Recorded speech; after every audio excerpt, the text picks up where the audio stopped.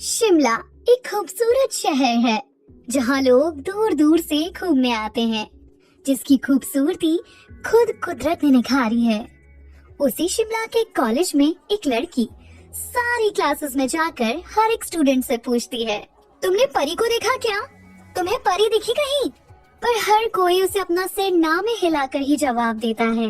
जो लड़की परी को सब जगह ढूंढ रही है वो है पारुल। पारुल परी की बेस्ट फ्रेंड है। पारुल की उम्र 20 साल है।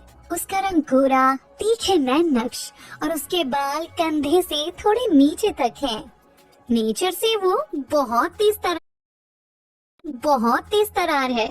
पारुल पूरे कॉलेज में परी को ढूंढ ढूंढ कर थक जाती है, पर परी उसे कहीं नहीं मिलती। वो पहले क्लासरूम में, फिर कैंटीन में और फिर पूरे ग्राउंड में देखती है, पर उसे परी का कहीं कोई अता पता नहीं लगता। परेशान होकर पारुल खुद से ही बड़बड़ाते हुए कहती है, आखिर तू कहाँ चली गई परी?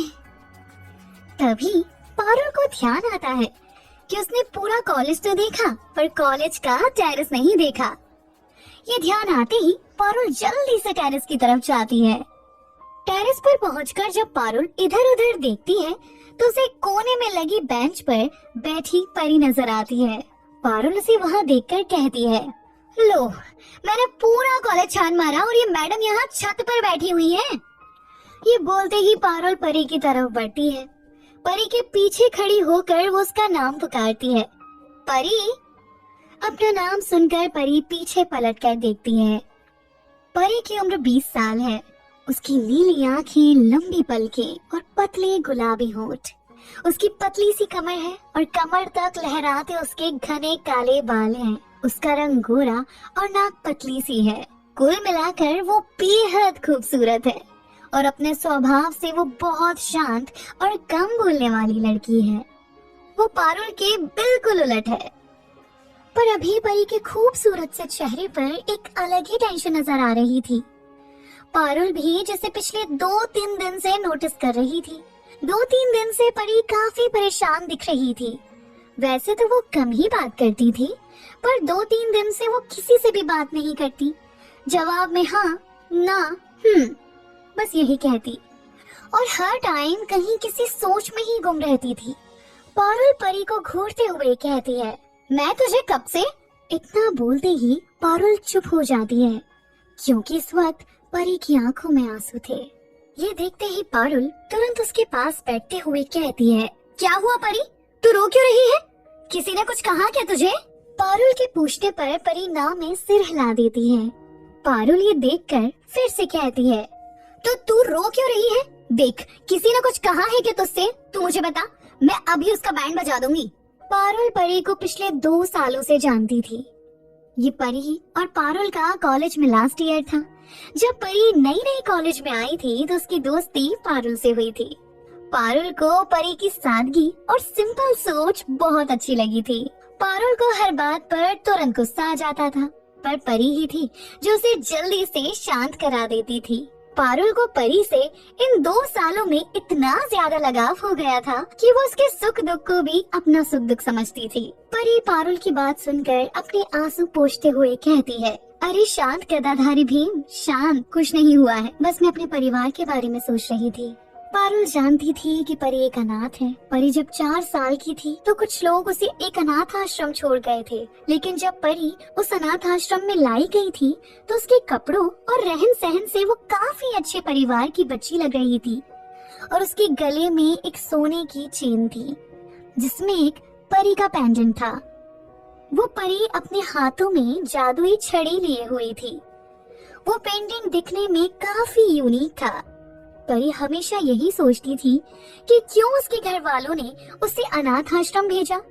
अगर वो गरीब थे तो उसके गले में वो चेन कहाँ से आई? परी पढ़ाई में बहुत होशियार थी, इसलिए वो इस कॉलेज में स्कॉलरशिप से आई थी। परी का पढ़ाई का खर्चा स्कॉलरशिप से चलता था और बाकी परी अपना खर्चा ऑनलाइन ट्यूशन से उठाती थी। उससे उसका थोड़ा बहुत खर्चा चल ही जाता था। पारुल को पता था कि परी अपने घर वालों को ढूंढना चाहती है और यही सोचकर वो कई बार उदास भी हो जाया करती थी। परी को फिर से कहीं खोया देख पारुल एक चुटकी बजाते हुए कहती है। फिर से क्या सोचने लगी परी, कोई बात है क्या? परी पारुल की तरफ हल्के से मुस्कुराती हुए कहती है, नहीं, कहा ना कोई बात नहीं है। अगर कोई बात होती तो तुझे जरूर बताती। अब तू परेशान मत हो, सब ठीक है। बस आज अच्छा नहीं लग रहा था तो यहाँ एकांत में आ गई बैठने के लिए। पारुल परी की बात सुनकर उसे प्यार से कहती है, परी तू परेशान मत हो यार, सब ठीक हो जाएगा। देख तू परेशान होती है तो मुझे भी बिल्कुल अच्छा नहीं लगता।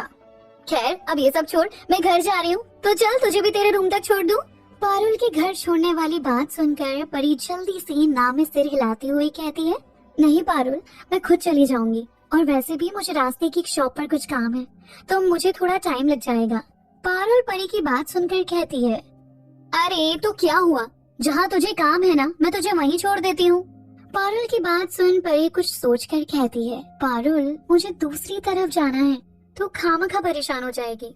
मैंने कहा ना मैं खुद चली जाऊंगी, और वैसे भी रोज तो तू ही छोड़ती है ना, पर आज सच में मुझे कुछ काम है।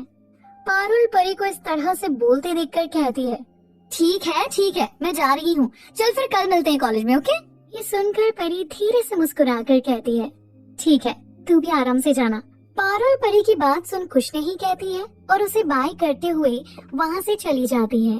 थोड़ी ही देर बाद परी अपने घर की तरफ चल पड़ती है। जब वो वहाँ पहुँचती है तो देखती है कि उसकी गली में उसके रूम के बाहर बहुत भीड़ जमा हो गई है। वो जैसे तैसे करके उस भीड़ में घुसकर अपने रूम के पास पहुँचती है तो सामने देखती है कि एक मोटी सी आंटी अपने दोनों हाथ कमर पर रखकर वहाँ खड़े दो आदमियों से कह रही होती है, अरे खड़े क्या हो, जल्दी से ताला तोड़ दो इसका। एक तो किराया नहीं दिया, ऊपर से महारानी की तरह यहाँ पर रह रही है। निकालो सारा सामान इसका और फेंक दो बाहर। परी देखती है कि ये मोटी आंटी उसकी मकान मालकिन है।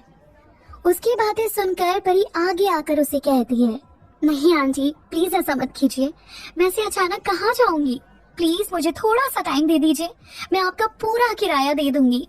वो मोटी आंटी परी को अपने सामने देखकर अपनी आंखें तरेड़ते हुए कहती है, अरे अरे देखो तो इसे, कितनी मासूम बन रही है। मैंने 3 दिन का टाइम दिया था ना तुझे, तो आज वो 3 दिन पूरे हो गए, चल अब दे मेरा पूरा किराया। उस मोटी आंटी की बात सुनकर परी की आंखों से आंसू आ जाते हैं और वो कहती है, वो अभी पैसे नहीं है मेरे पास आंटी, पर मैं जल्दी ही आपको पूरा किराया दे दूंगी। परी की मासूमियत देखकर भी उस मोटी आंटी का दिल नहीं पिघलता और वो कहती है, तो ठीक है, अभी पैसे नहीं है ना तेरे पास, तो अभी तू निकल यहाँ से, जब पैसे आ जाएंगे तेरे पास तब आ जाना रहने के लिए। ये सुनकर परी रोते हुए कहती है, पर मैं अभी ऐसे अचानक कहाँ जाऊंगी आंटी। परी का रोना देखकर वो आंटी चिढ़ते हुए कहती है, देख बंद कर अपना ये रोना धोना, क्योंकि इससे मुझे कोई फर्क नहीं पड़ता और मुझे क्या पता तू कहाँ जाएगी, जहाँ जाना है वहाँ जा, पर मेरा कमरा खाली कर दे और अब मेरा दिमाग मत खा और हट यहाँ से। ये बोलते हुए वो मोटी आंटी परी को धक्का दे देती है। परी लड़खड़ा जाती है और नीचे गिरने से बाल बाल बचती है, पर उसकी सोने की चेन उसके गले से बाहर निकल जाती है। जब वो मोटी आंटी उस चेन को देखती है तो वो परी के सामने आकर और भी गुस्से से कहती है, दिखने में तो बहुत मासूम लगती है पर है कितनी झूठी। किराया देने के लिए तेरे पास पैसे नहीं है और फैशन में इतनी मोटी सोने की चेन अपने गले में लटका रखी है। ये बोलते हुए उस आंटी की नजर परी के पेंडेंट पर जाती है जो कि बहुत खूबसूरत था। उसे देखकर तो उसकी आंखें ही बाहर निकलने को हो जाती हैं और वो आंटी उस पेंडेंट को छूते हुए कहती है, अरे वाह, इतना सुंदर पेंडेंट, इतना सुंदर पेंडेंट तो मैंने आज तक नहीं देखा। फिर वो कुछ सोचकर कहती है, पैसे नहीं है ना तेरे पास मेरा किराया देने के लिए, चल एक काम कर, तू ये चेन और पेंडेंट मुझे दे दे और तू यहाँ रह ले, ऊपर से मैं तुझसे 6 महीने का कोई किराया नहीं लूंगी। परी उस आंटी की बात सुन रोते हुए कहती है, नहीं आंटी, ये मेरे पास अपनों की आखिरी निशानी है जिससे मुझे अपनी पहचान मिल सकती है। ये सुनकर वो आंटी मुंह बनाते हुए कहती है, अरे बंद करिए रोने धोने का नाटक, देख सीधी तरह से मेरा किराया दे दे नहीं तो। वो आंटी इतना ही बोलती है कि तभी पीछे से एक आवाज आती है, नहीं तो क्या। उस आवाज को सुनकर परी की आंखें हैरानी से बड़ी हो जाती हैं। और वो उस आवाज की तरफ देखती है। उस तरफ देखते ही परी की आंखें जो अभी तक हैरानी से बड़ी हुई थी, अब वो डर से फैल जाती हैं। परी को वहाँ पारुल खड़ी दिखती है, जो इस वक्त बहुत गुस्से में नजर आ रही थी।